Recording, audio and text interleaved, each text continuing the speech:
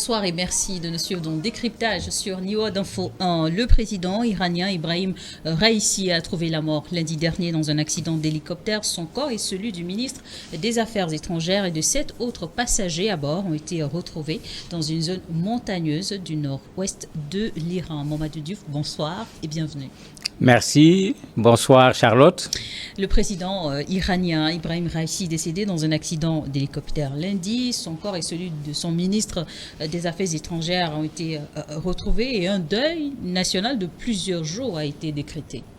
Tout à fait. L'Iran a décrété 5 jours de deuil avec la mort accidentelle du président de la République.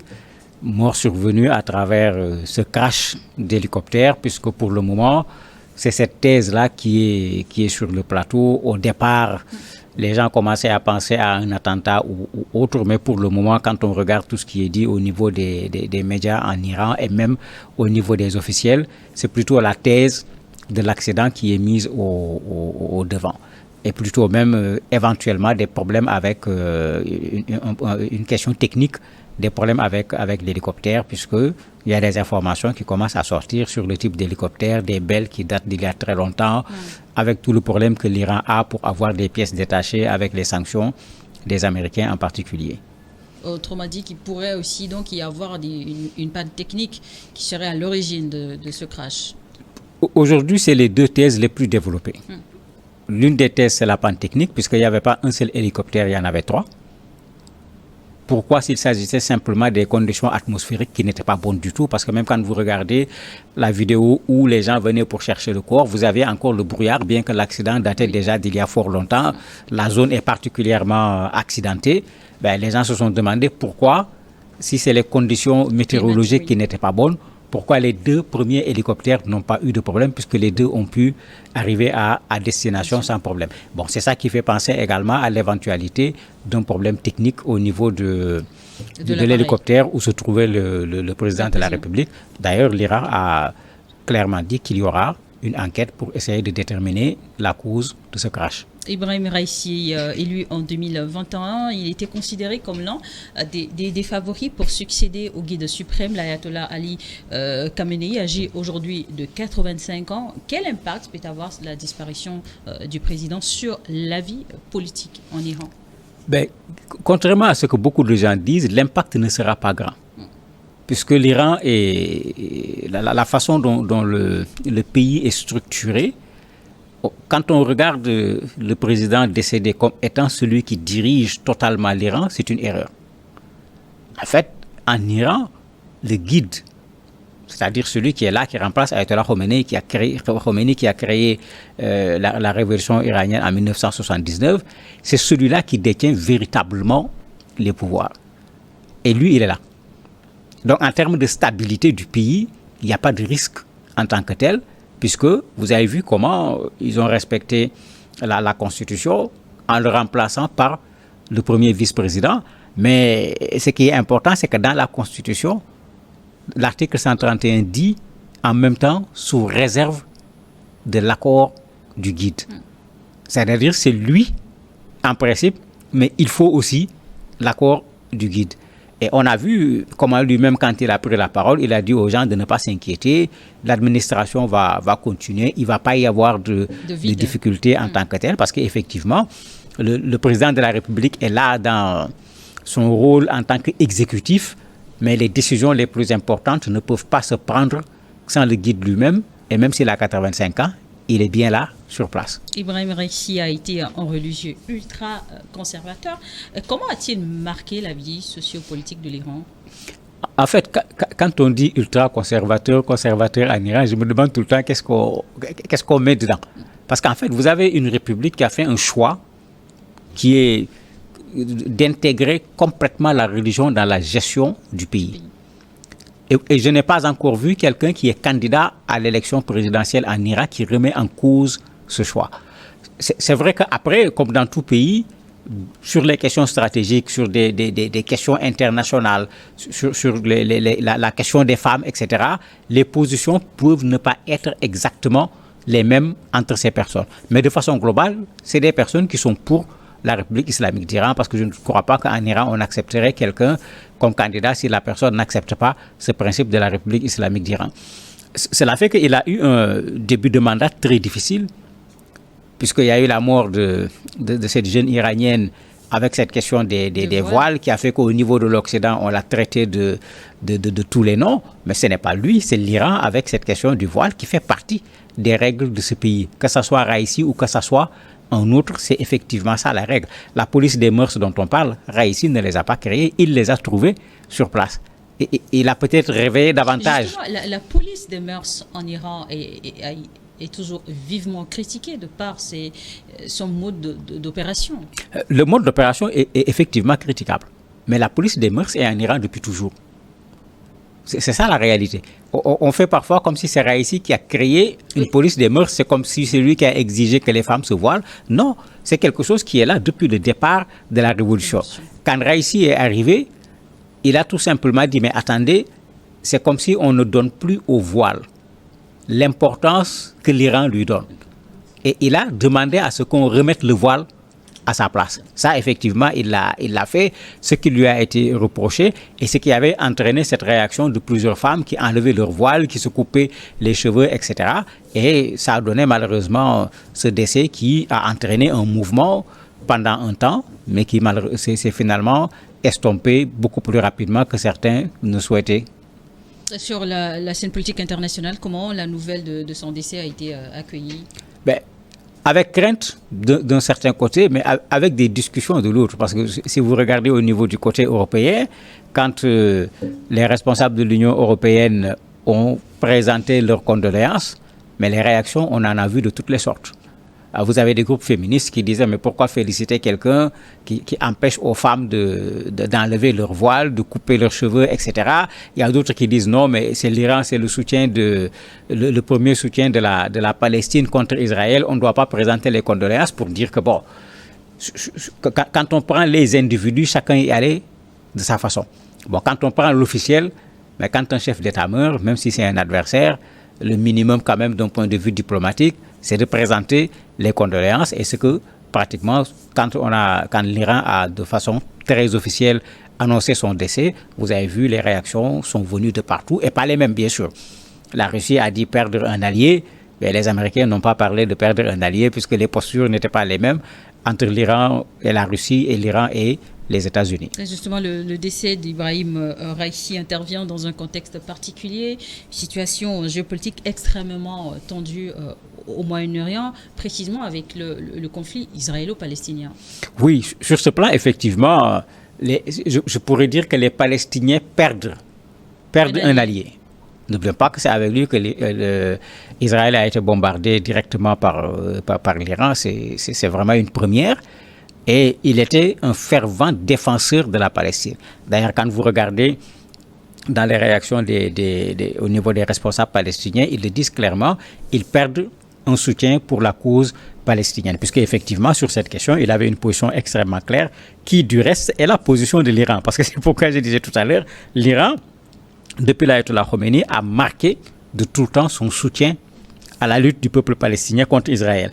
En plus du fait que l'Iran s'est tout le temps positionné en situation d'adversité par rapport à Israël, cela même s'il n'y avait pas ce problème de la Palestine.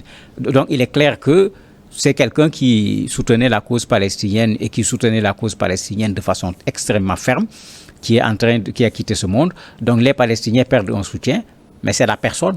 Mais je ne crois pas que le soutien de l'Iran par rapport à la Palestine va changer. Et justement, la question que j'allais vous poser tout de suite sur ce point précis, défendre la cause palestinienne, est-ce que son successeur va poursuivre la mission dans sa logique? Très certainement, puisque les Iraniens ont vraiment fait de la cause palestinienne une cause iranienne. C'est effectivement cela la réalité.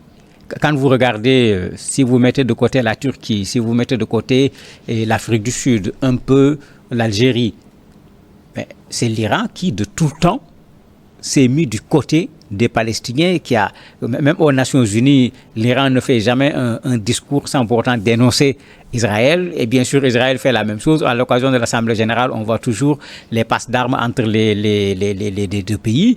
Le soutien de l'Iran à la Palestine n'a jamais fait défaut par rapport à l'Iran. Et cela, depuis la Révolution, puisque l'Ayatollah Khomeini a été le premier à être ce soutien. Il avait cette phrase fameuse et très forte. Il disait que si chaque musulman prenait une casserole et mettait de l'eau bouillante et qu'on versait sur Israël, Israël va s'évaporer. Pour dire que c'était des gens qui étaient pas seulement dans une logique de soutien, mais qui ont continué également dans une logique de il faut soutenir les Palestiniens à se battre, y compris par les armes, pour obtenir leur indépendance. Mais quand vous regardez dans le monde musulman, quand vous regardez dans le monde arabe, très peu des autres pays, dans leur soutien, intègrent cette dimension de la lutte du peuple palestinien. Souvent, les gens sont dans il faut créer 2 États, il faut créer un État palestinien, mais soutenir les Palestiniens dans leur lutte armée, il y a très peu de pays qui acceptent de franchir ce pas-là. Et après le décès du président iranien, des thèses se dégagent, et parmi ces thèses, c'est aussi celle qui fait place, en tout cas peu de place au hasard. Mais bien sûr, il n'y aura rien de hasard. C'est pourquoi j'ai dit c'est un pays particulier. Vous voyez, la mort est accidentelle, donc c'est une surprise. Mais quand vous regardez les réactions des autorités du pays, les gens réagissent avec beaucoup de sérénité. Mais de façon générale, dans le monde musulman, c'est comme ça.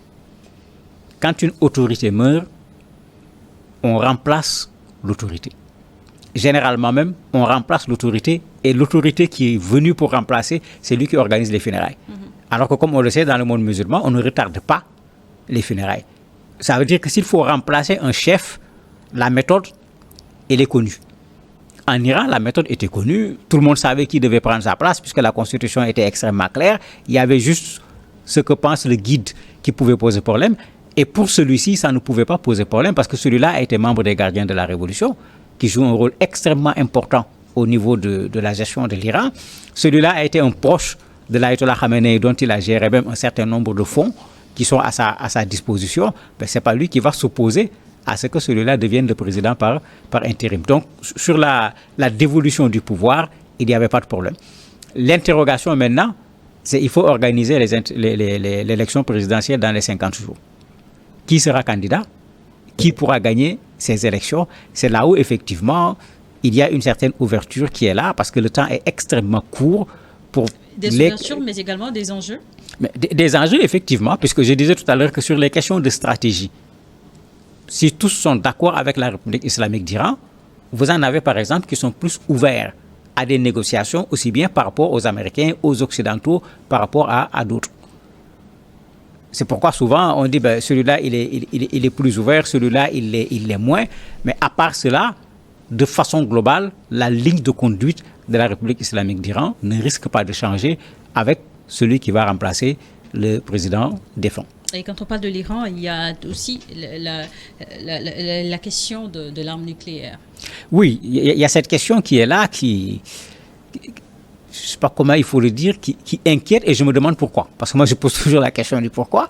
Pourquoi les Américains vont avoir l'arme nucléaire? Pourquoi les Français vont l'avoir? Pourquoi les Russes vont l'avoir? Pourquoi les Chinois vont l'avoir? Et nous, Africains, on ne va pas l'avoir. Et pourquoi l'Iran ne va pas l'avoir? Puisqu'il est clair dans le monde aujourd'hui que l'arme nucléaire n'est pas seulement une arme en termes de guerre, c'est une arme stratégique, c'est une arme de souveraineté, c'est une arme politique.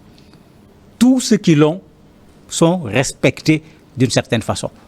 Même la Russie, dans sa guerre contre l'Ukraine, c'est un pas en avant, 2 pas en arrière, un pas à côté, un pas à droite, que les alliés de l'Ukraine font. Une des raisons, c'est le fait que la Russie détient l'arme nucléaire et Poutine a dit qu'il n'hésitera pas à en faire usage. Mais pourquoi refuser à l'Iran d'avoir l'arme nucléaire? Soit on considère que c'est une arme extrêmement dangereuse, mais personne ne doit l'avoir. Mais des gens ne peuvent pas détenir cette arme et puis dire aux autres, vous n'allez pas l'avoir, alors qu'ils sont capables d'en faire usage, puisque n'oublions pas que les Américains l'ont utilisé à Nagasaki et à Hiroshima. Donc, pour moi, ce principe ne marche pas du tout et les Iraniens finiront par avoir l'arme nucléaire. La façon dont je connais ce peuple, ils vont se battre pour créer leur arme nucléaire comme ils se sont battus malgré les embargos, malgré les sanctions, pour fabriquer leurs propres armes, fabriquer des drones qu'ils vendent même à la Russie aujourd'hui, ces gens-là sont en train de travailler pour obtenir l'arme nucléaire parce qu'ils savent ce que ça pèse sur le monde que de posséder cette arme nucléaire. Mamadou Diouf, la Palestine perd un allié après le décès du président iranien, mais le peuple palestinien peut-il toujours compter sur le soutien d'un pays qu'est l'Iran? On sait qu'un mandat d'arrêt international de la CPI a été mis contre le premier ministre israélien Benjamin Netanyahou. Tout à fait. Ces pays, pour une fois, on ne dira pas que ce sont les Africains qui sont poursuivis. Et moi, je dis que le mandat vient avec beaucoup de retard. Puisque je ne parle pas de ce dernier épisode avec ce qui s'est passé à partir du 7 octobre, mais bien avant, plusieurs fois, les gens ont demandé à ce que Netanyahou soit traduit devant la CPI pour bien d'autres situations qui s'étaient posées. C'est d'ailleurs même avec la dame Bensouda que cela avait commencé. Les Américains l'avaient d'ailleurs menacé quand elle avait soulevé la question, donc pour dire que ça ne date pas d'aujourd'hui. Mais il est effectivement temps que si la CPI est véritablement la CPI, mais s'il y a eu des crimes de guerre en Israël, s'il y a eu des crimes de guerre au niveau de la Palestine, mais c'est à la CPI de faire ce travail qu'il faut en dehors des pressions politiques pour qu'on sache qui a fait quoi. Mais sinon, qu'est-ce qu'on va faire avec cette situation? On est à plus de 30 000 morts. On est là, les gens regardent, personne ne veut lever le doigt. Alors que les gens peuvent parfaitement arrêter cette affaire et ils l'ont prouvé. Quand l'Iran a décidé de bombarder Israël, mais ils ont couvert le ciel israélien et pratiquement on a bombardé, mais ça n'a pas servi à grand-chose. S'ils veulent protéger les Palestiniens, ils ont tout ce qu'il faut pour les protéger. Quel héritage politique retenir, ou en tout cas reconnaître au président iranien décédé? Un retour vers l'esprit de la révolution. Puisque comme je disais tout à l'heure, quand les présidents iraniens arrivent, on les regarde. D'abord, il fait partie de ce qu'on appelle les mollahs. Vous le voyez avec son turban. Voilà. Quand tu vois le turban, c'est un mollah. C'est-à-dire, autant il a 2 doctorats, dont un en droit international, mais autant si tu le regardes d'un point de vue religieux, autant il est un diplômé. C'est-à-dire, il peut autant être un guide religieux qu'un président de la République. C'est pourquoi, comme vous l'avez dit tout à l'heure, il faisait partie des pressentis pour remplacer le guide, parce que d'un point de vue théologique, il a également tout ce qu'il faut pour pouvoir prendre la place du guide actuel. Mais en même temps, il est le président de la République, il est allé dans les écoles où tout le monde est allé. C'est ça qui faisait sa force. Il était des 2 côtés et lui, il était pour un retour vers l'essence de la révolution iranienne. Et c'est pourquoi, par exemple, sur la question du voile, il considérait que non, les femmes iraniennes commencent à se moquer un peu de la révolution en circulant sans porter de voile, alors que ce voile-là faisait partie des symboles de la révolution islamique. Merci pour vos contributions dans ce numéro de décryptage. Merci à vous également de nous avoir suivis sur Niwa d'Info 1.